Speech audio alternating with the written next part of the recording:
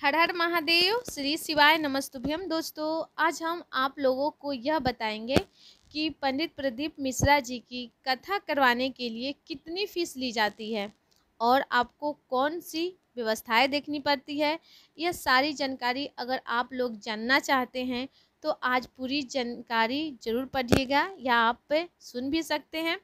तो सबसे पहली बात दोस्तों, आप लोगों के मन में यह सवाल ज़रूर आता है, मेरे भी मन में आया है, ऐसा नहीं किसी पापी के मन में आता है कि पंडित जी की कथा करवाने के लिए फीस कितनी लगती है या पंडित प्रदीप मिश्रा जी की बिचले सेवा समिति एक कथा करवाने के लिए कितना पैसा लेती है। तो दोस्तों, इसका जवाब है 1 भी रुपया पंडित प्रदीप मिश्रा जी अपनी कथा को करवाने का नहीं लेते हैं।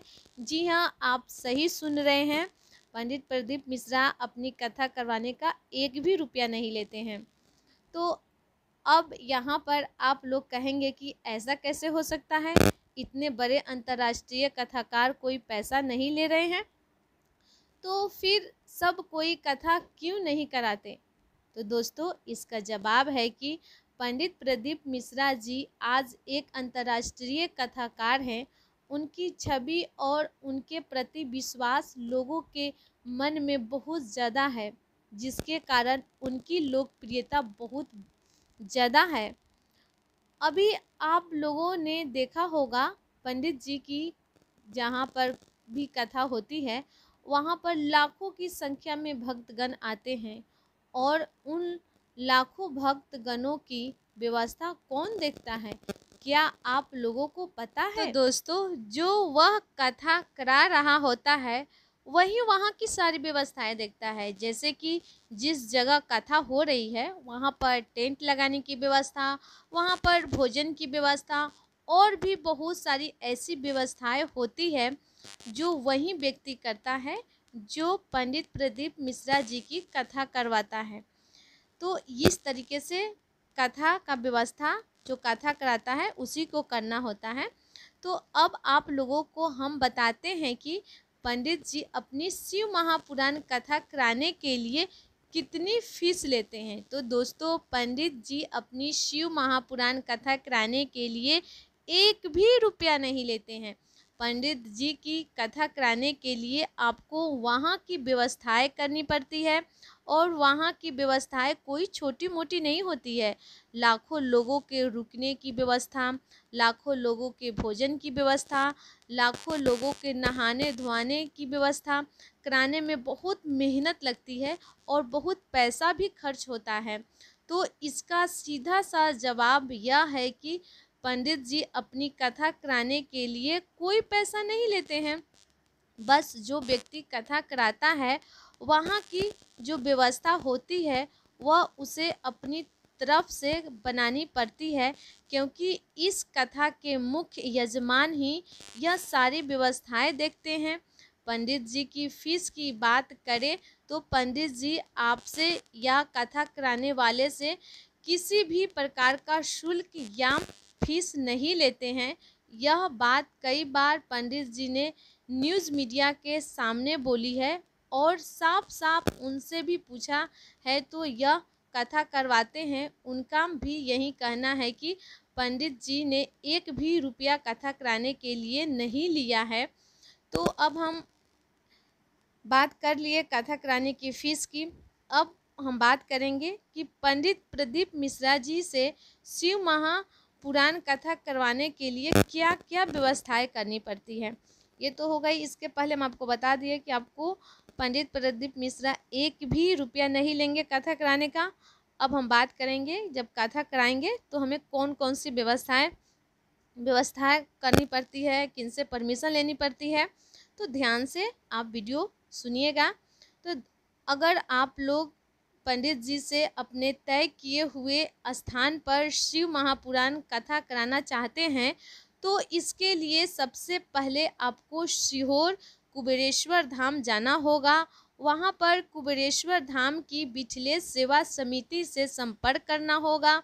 वहाँ से आपको सभी बातें पूछना होगा और आप जो कथा कराना चाहते हैं उसकी तारीख समिति आपको बता देगी।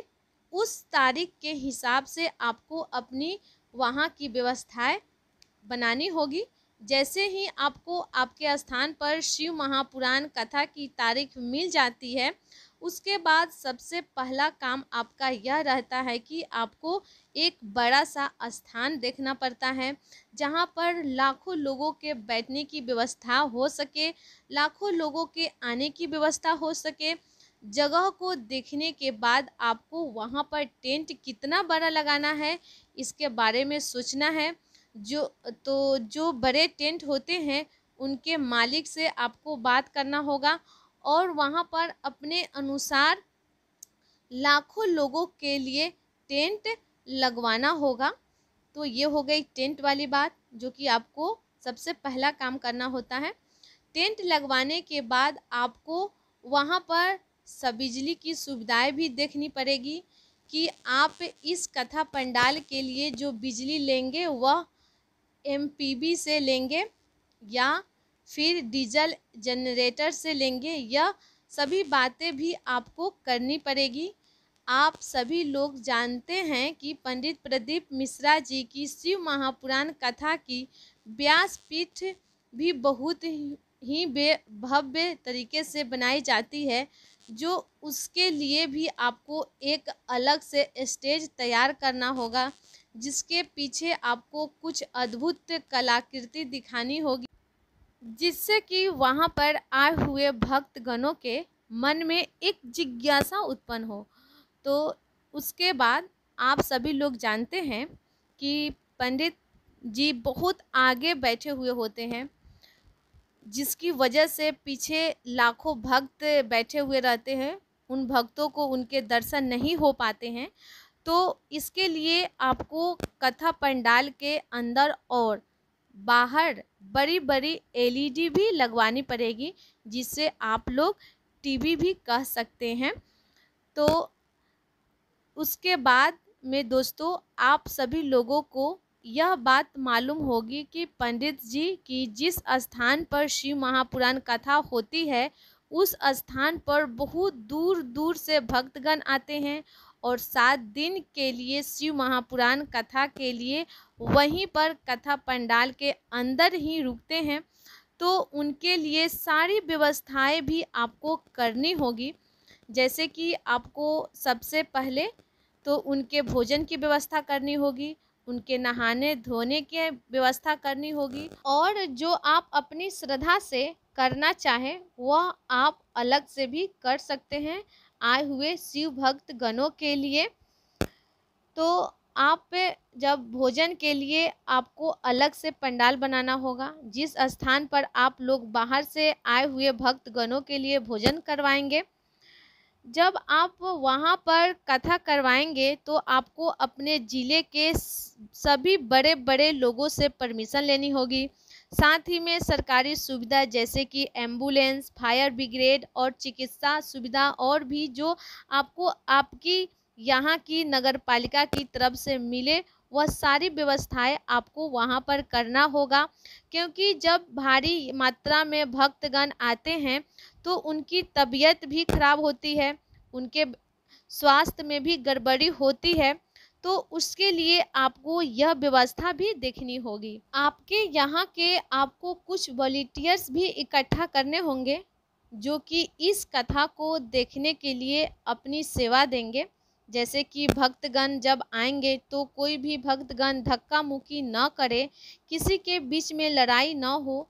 यह सभी बातें को संभालने के लिए आपको पुलिस व्यवस्था भी देखनी होगी। साथ ही में अपनी तरफ से जो लोग सेवा देना चाहते हैं उनको भी वहाँ पर रखना होगा, जिससे कि आपकी जो कथा है वह अच्छे से हो सके, उसमें किसी भी प्रकार की धक्का मुक्की न हो, सबको शांति रहे। इसलिए आपको पुलिस की व्यवस्था करनी होगी। यह वह बात हो गई जब पंडित प्रदीप मिश्रा जी के आने से पहले आपने यह सारी तैयारियां करनी चाहिए। उसके बाद में जब आप पंडित जी का आगमन इस शिव महापुराण कथा के पंडाल में करेंगे, उनके लिए भी आपको बहुत सारी व्यवस्थाएं करनी होगी। जैसे कि पंडित जी के साथ पहले से सिक्योरिटी होती है, पर आपको अपनी तरफ से पंडित जी को सुरक्षा प्रदान करना होगा। साथ ही में पंडित जी के रुकने के व्यवस्था और उनके साथ में जो भी लोग आते हैं, जैसे कि गाने बजाने वाले के लिए भी आपको सारी व्यवस्था करनी होगी। कहने का तात्पर्य है कि पंडित जी के साथ में आए हुए हर एक व्यक्ति की आपको अच्छे से सुरक्षा और देखरेख करनी होगी।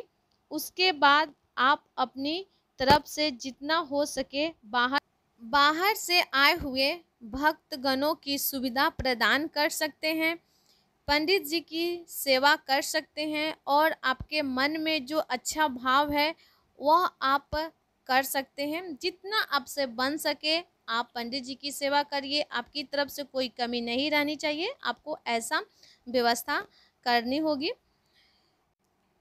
अब आप सभी लोग को यह बात भी ज़रूर पता होगी कि पंडित जी की शिव महापुराण कथा आस्था चैनल पर भी आती है।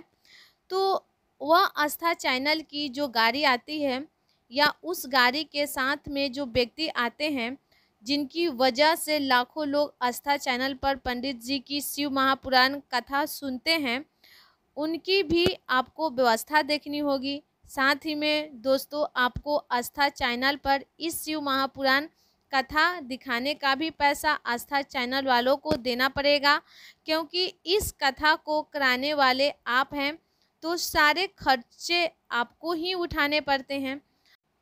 तो दोस्तों अब हमें लगता है कि आपके मन से यह प्रश्न निकल गया होगा कि पंडित जी फीस नहीं लेते हैं तो हर कोई कथा करा लेता। हर कोई कथा इसीलिए नहीं करा सकता है क्योंकि यह सारी व्यवस्थाएं सभी लोग नहीं जमा सकते हैं। इन व्यवस्थाओं को बनाने के लिए बहुत सारे लोग चाहिए होते हैं, बहुत सारी व्यवस्थाएं करनी होती है और इसमें खर्चा भी बहुत सारा आता है। तो इसमें से पंडित जी का 1 रुपया भी नहीं होता है। यह सिर्फ आप भक्तगणों के रुकने के लिए और अपनी तरफ से आप शिव महापुराण कथा करा रहे हैं, उसका यह खर्च होता है। तो दोस्तों हम आशा करते हैं आपको आपके प्रश्नों का जवाब मिल गया होगा कि पंडित जी अपनी कथा की फीस कितनी लेते हैं और कोई व्यक्ति अगर शिव महापुराण कथा कराना चाहता है तो उसको क्या व्यवस्थाएं करनी होती है। अगर आपके मन में इस जानकारी से जुड़ा हुआ कोई प्रश्न है तो उसे आप हमसे कमेंट करके पूछ सकते हैं, आपको जवाब मिल जाएगा। चैनल पर पहली बार आए हैं तो चैनल को सब्सक्राइब कीजिए। वीडियो अच्छी लगती है दोस्तों तो लाइक बटन दबाइएगा। कमेंट में हर हर महादेव या श्री शिवाय नमस्तुभ्यम जरूर टाइप कीजिएगा। फिर मिलते हैं, तब तक के लिए श्री शिवाय नमस्तुभ्यम।